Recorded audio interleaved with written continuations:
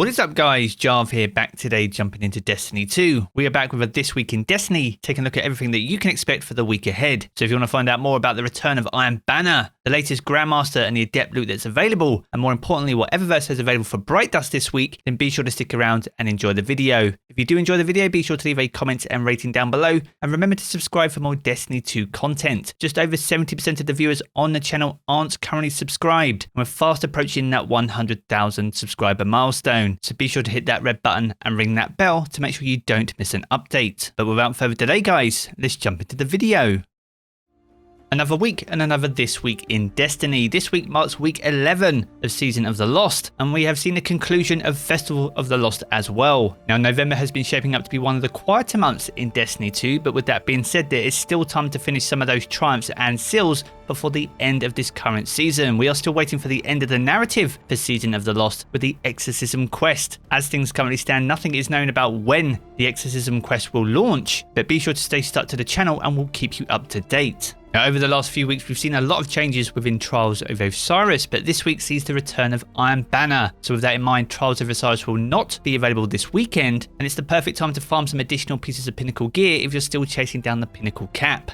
Now this season has seen a brand new Iron Banner set added to the game, which has a unique trait called Iron Lord's Pride, and this grants a chance to receive an enhancement prism as a reward at the end of an Iron Banner match. Now for each piece of armor that you wear with that perk, it will increase the chance of receiving an enhancement prism, and this will stack up to 4 times. So as well as armor with that unique trait, you also have a chance to get your hands on the Forge's Pledge Pulse Rifle and also the Peace Bond Sidearm. These are both brand new weapons that were introduced this season as well, so there's definitely a lot of loot to get your hands on when jumping into Iron Banner. Now as well as a new Pinnacle Crucible activity this week, we have a brand new legendary Shattered Realm to contend with. This comes in the form of the Debris of Dreams, so if you're still chasing down a legendary completion to complete your Realm Walker seal, this week will be the week to do it. Now if you're still chasing down some of the mysteries and secrets inside the Shattered Realm, we created a guide for the Debris of Dream earlier in the season, and I will leave the link to that down in the video description below. So as well as a new Shattered Realm, we have a brand new Last Wish raid challenge to complete this week. It comes in the form of the Wait For It challenge, which can be found in the Confluxes encounter.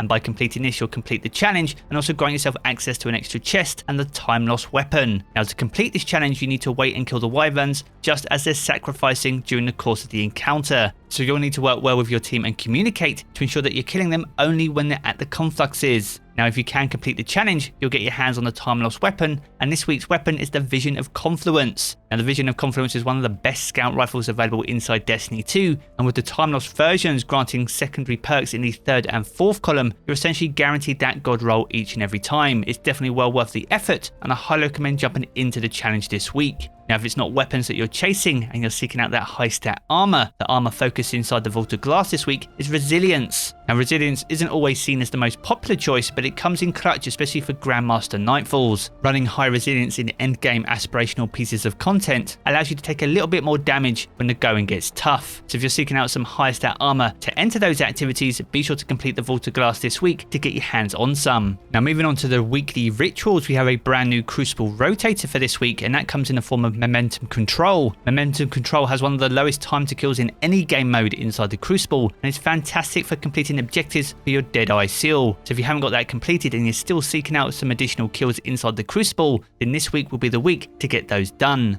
Outside the Crucible though, we have a brand new Nightfall this week. This comes in the form of Devil's Lair. That will also be the Grandmaster Nightfall for this week. Now Devil's Lair has been a Grandmaster in a previous season, so for the most part it should be a fairly straightforward challenge. But with that in mind, there is some exclusive Adept loot available this week. It comes in the form of the Izumi Sniper Rifle, which is one of the best sniper rifles available, and if you can get the absolute god roll, it's an absolute monster inside the Crucible. And alongside the Izumi, we also have the Plug 1 Fusion Rifle. This is an immensely strong fusion rifle that can also roll with Reservoir Burst. Fusion rifles are incredibly strong this season, not just because of their rework, but also because of the seasonal artifact mods. It's definitely a great week to farm out the Adept loot, and by completing it this week, you'll be one step closer to gilding your Conqueror title. Now from here, if we move on over to Europa, the Eclipse Zone for this week can be found over in the Cadmus Ridge region. So once again, if you're still finishing the augments way back from Beyond Light, then be sure to head over there to find your target.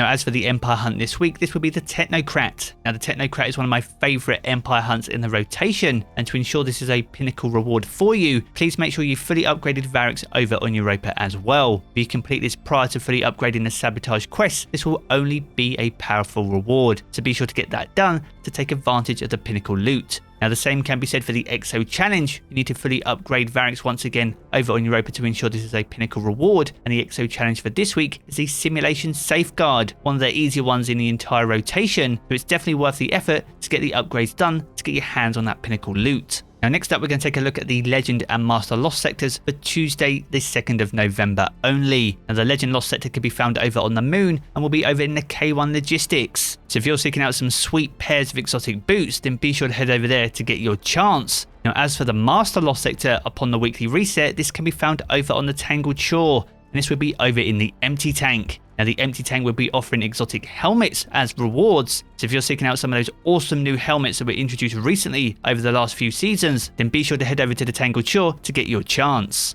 Now, with all the weekly rituals out the way, it's a perfect opportunity to take a look at what Tess has available for Bright Dust in week 11 of Season of the Lost. Now, the first item on offer is called the Drat and Blast Legendary Emote. This was available in week 5 for Silver, but you can pick it up for this week for Bright Dust, and it will set you back 700 Bright Dust this week. Alongside this, we have the Vanguard Dare, a brand new exotic weapon ornament, the Ace of Spades. This was available for Silver in week 4 and could be picked up for 1250 Bright Dust this week. Now, alongside that amazing ornament, we also have the Nameen Projection. This unique ghost projection goes along with the theme of all the Universal Armor ornaments for this season, and you can pick it up for 1500 Bright Dust this week. Alongside that, in the main featured section, we also have the Amethyst Veil. This is a legendary shader that is available for 300 Bright Dust. This is one of my go-to shaders and often forms part of my transmog sets. So if you haven't got this amazing shader that works with lots of armor sets inside Destiny 2, then be sure to pick it up this week. Now, over in the main Bright Dust store, we have another legendary emote. It comes in the form of Double Hands Dance. All in all, a very unique emote that was available in week 6 for Silver, but you can pick it up for Bright Dust this week, and it will set you back 700 Bright Dust this time around. Now, next up, we have exotic armor ornaments. Now, this will vary depending on the class of Guardian that you visit Tess with. For the Hunter, we have a brand new one for the Shards of Galanor called Death Wish. If you're on a Titan, it'll be for your Titan Rampants, and this will be the Scorn Fortress. And for your Warlocks, you'll have one for your Transversive Steps, and this will be the Mind Striders. Now, these are all brand new armor ornaments this season, so depending on which ones you want to pick up, you'll need to visit them on the relevant class, and each one will set you back 1500 Bright Dust. Now, alongside this, we have the Nameen Chariot, a brand new exotic sparrow introduced this season, available in week 6 for Silver, but can be picked up this week for 2500 Bright Dust. Alongside this, we have the Tetrahedron Projection, a ghost projection back from the Season of Arrivals. So if you missed out on this, you can pick it up this week for 1500 Bright Dust. Going back to the Nameen set, we have the Nameen Ghost Shell as well.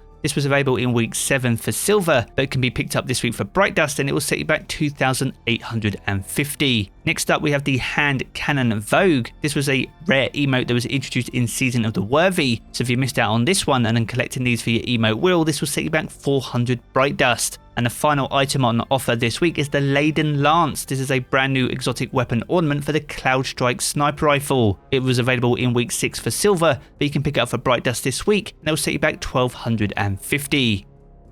So there we have it, guys, another edition of This Week in Destiny. If you've enjoyed this video, be sure to check out one of the 2 videos you see here in these cards for more Destiny 2 content. And if you want to keep up to date with everything to do with Destiny 2, be sure to hit subscribe as well. I'm going to jump back into the game as always, guys, and I will catch you all again